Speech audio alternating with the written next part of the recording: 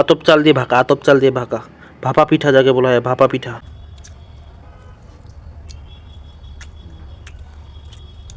দারুণ স্বাদ, কিন্তু অসাধারণ।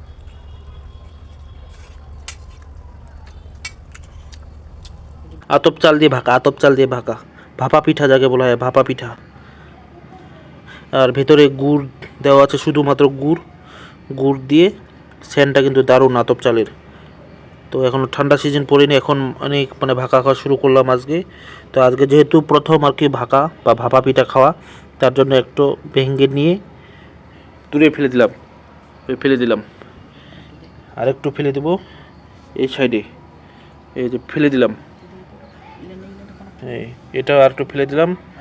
আজকে প্রথম যেহেতু ভাপা পিঠা খাওয়া, এই যে ফেলে দিলাম, এটাও আর একটু ফেলে দিল, এই যে এদিকে ফেলে দেবো, এই যে ফেলে দিলাম।